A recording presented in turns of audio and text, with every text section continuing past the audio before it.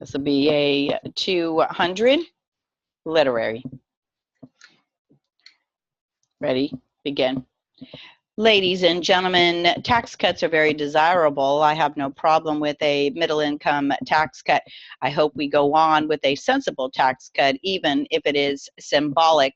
The tax cut is important. The American people deserve to know that after all of the years of waging the Cold War, after all of those years of expending taxpayer dollars to make the world safe from communism, to make the world safe for democracy, after all of those years, they deserve some relief.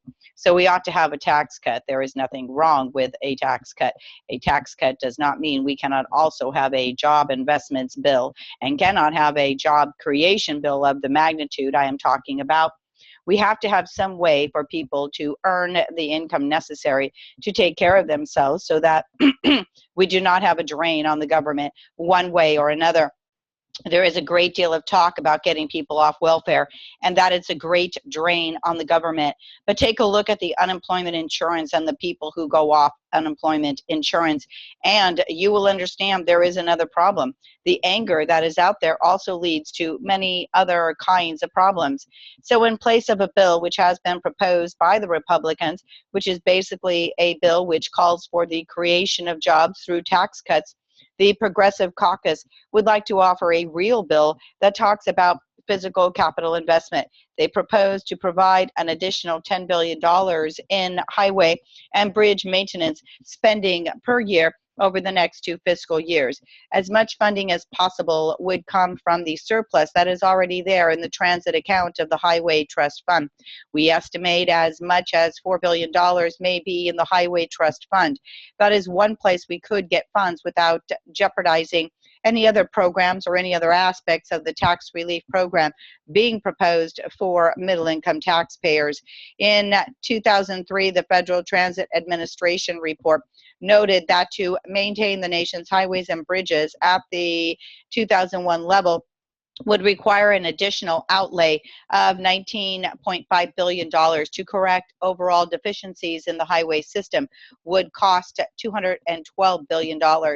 In addition, there are some 118,000 bridges that are defective or deficient. To repair them would cost $7 billion. I mention highways because, as you see, the largest amount of money expenditures would come through a program like this. It also would provide the greatest amount of activity in terms of jobs for men, jobs for contractors. There are a number of different proven benefits that flow out of contracts related to highways and mass transit. We need $1.6 billion in mass transit investment per year, and that is only a small part of what is needed. The American Public Transit Association reports that more than $7 billion above current spending could be used quickly to improve our nation's mass transit system. This dollar amount would only eliminate the immediate backlogs of mass transit needs. To restore the system to its pre-2000 levels would require an annual investment of about $1 billion. I do not want to overhaul anyone who is listening with the billions and billions of dollars of figures. The common sense is that you have got some needs in transportation. Whether you are talking about the construction of highways or you are considering the construction of mass transit facilities, there are clear needs there. You may go to airports. There are clear needs there. Some people would say that we have more airplanes than we need now.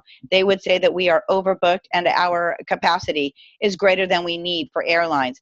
Maybe our capacity for mass transit is overbooked, and we certainly do not need railroads. Amtrak is now cutting back. I think all of this is very short-sighted. It does not understand that one thing that is predicted in the future as far as the global economy is concerned is that in this country there will be one industry that definitely will thrive and will grow no matter what is happening otherwise, and that is the industry of tourism.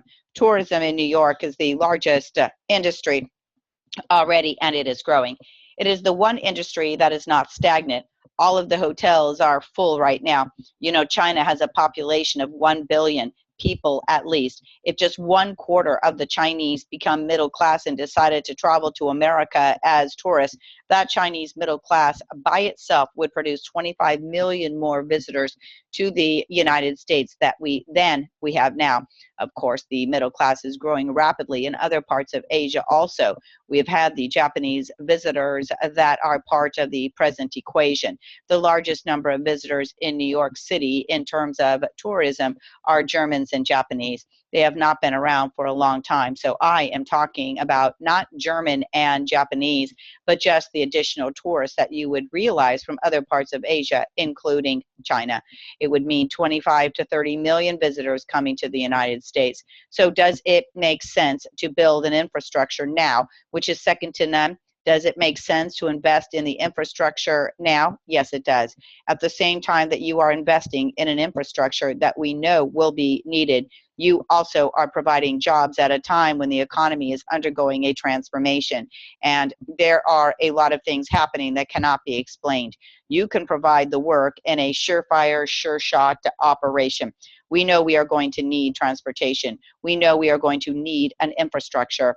Let us spend the money. Let us invest now and guarantee that we will be ready for the boom when it comes later on.